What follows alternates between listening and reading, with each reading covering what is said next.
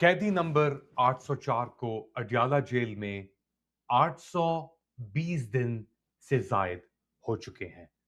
Late Ali show you के इस episode में आप सबको खुशामदीद। Do like, subscribe and share this content. Imran Khan Pakistan के साबिक वजीर आजम, पाकिस्तान के साबिक टेस्ट क्रिकेटर और वर्ल्ड कप विनिंग कैप्टन को अडयाला जेल में नजरबंद किए हुए अब ऑलमोस्ट 850 900 डेज आप कह लें, 820 दिन से ऊपर हो चुके हैं। और इस दौरान, इस कैद के दौरान उनका जो लेजेंड है, वो कहते हैं ना कि जब चीज सामने होती है तो उसका एहसास, यानी उसका अंदाजा भी होता है, एहसास भी होता है।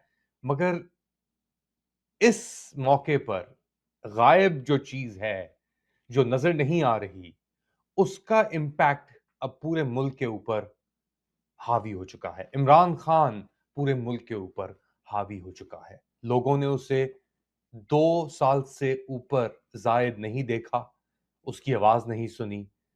हाँ, थोड़ी तस्वीरें, एक आध तस्वीर आई थी एक वीडियो कैप्चर के थ्रू, जब पेशी थी अर्ली डेज के अंदर, एक अबू जर नियाजी ने तस्वीर शेयर की थी।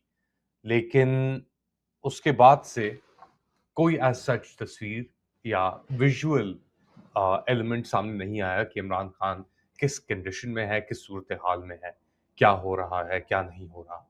लेकिन ये सब कुछ करने के बावजूद भी इमरान खान को एक तरीके से नजरबंद, कैद, सब चीजें उसके ऊपर आजमाने के बाद, उसका कमरा, उसकी तस्वीरें हमने देखी हुई है जहां पे उसके लिविंग क्वार्टर्स हैं, जो पाकिस्तानी रियासत है, जो अपने आप को बज़ाहिर तौर पे बहुत मजबूत रियासत समझती है, वो आज इमरान खान के सामने एक उसका वजूद नहीं है। वो इतना सब कुछ करने के बावजूद भी, इतनी तस्वीरें लगवाने के बावजूद भी, अपने आप को फेक टाइटल्स देने के बावजूद भी, मार्शलिंग और फील्डिंग और इन सब चीज़ों के बावजूद भी, वो आज किसी भी हकीकत का हिस्सा नहीं है। क्योंकि लोगों की ज़िंदगियों के अंदर जो तब्दीली आई है इन 3 सालों में, वो उनकी हकीकत है। भूख, बेरोज़गारी, लाक़ानूनियत, कोई इंसाफ नहीं, कोई मुस्तक़बिल के लिए उम्मीद नहीं। मईशत का हाल आपके सामने है और इस रियासत के एक ऑब्सेशन ने, जो इमरान खान का ऑब्सेशन है, उसने, डर है, खौफ है, ऑब्सेशन है, उसने पूरे निज़ाम को पहले उसके कपड़े उतारे और फिर उसे बीच चौराहे में लाकर खड़ा कर दिया। वो याद होगा गेम ऑफ थ्रोन्स के अंदर, आपने देखा होगा गेम ऑफ थ्रोन्स, वहाँ पे सर्सी जो थी, अ, उसको जो प्रीस्ट होता है which take over the temple, तो वो उसको अटोनमेंट के लिए उसकी वॉक ऑफ शेम कराते हैं।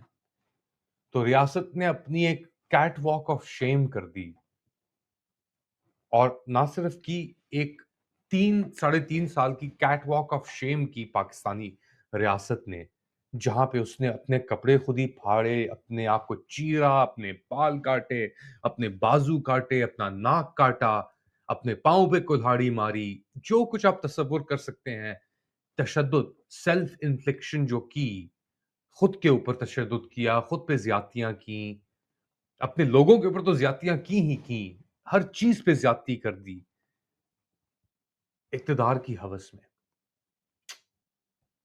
और फिर हाँ, इक़्तिदार रहा और बर्बरियत बढ़ी, मगर फिर एंड में कुछ भी नहीं रहा। ये गेम ऑफ थ्रोन्स की बात कर रहा हूँ मैं, रियासत का अक्स भी एक्चुअली कुछ गेम ऑफ थ्रोन्स से चल रहा है इस वक़्त।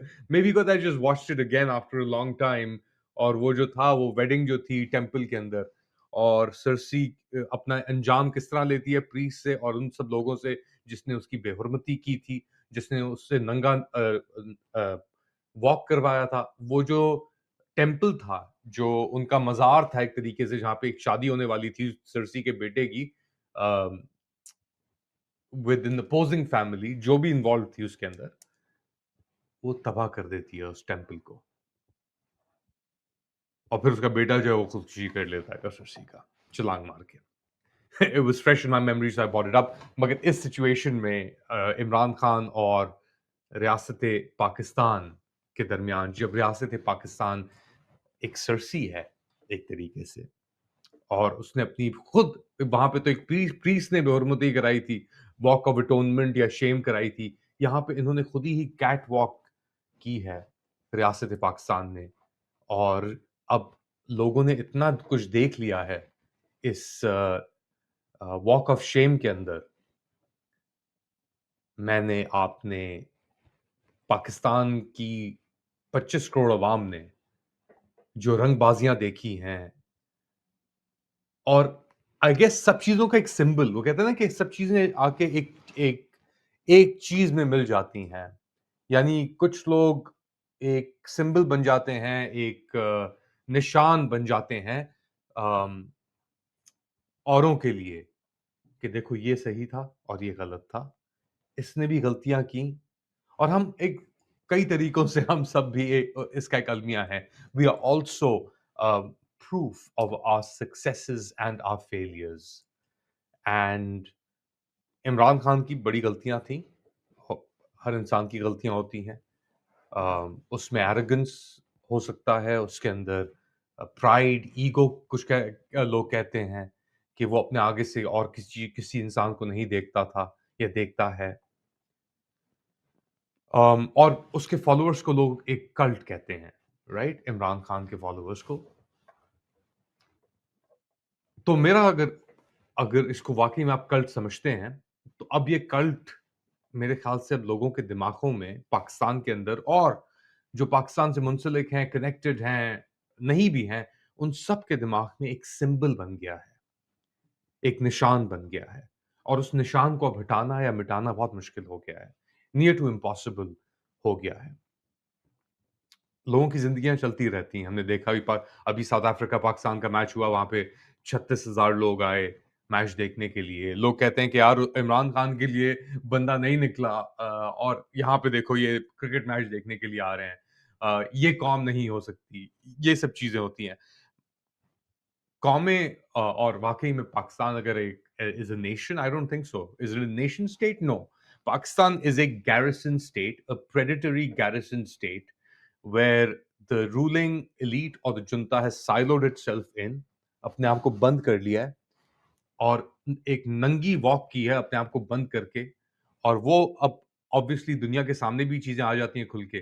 दुनिया एक सी तो नहीं रहती, क्योंकि पाकिस्तान एक तरफ अपनी यहाँ पे नंगा नाच कर रहा था, कैट वॉक कर रहा था अगर रियासत पाकिस्तान, तो दूसरी जानिब मुल्क और भी ममालिक हैं दुनिया के अंदर जो ये सब चीजें कर रहे थे, फॉर एग्जाम्पल इसराइल।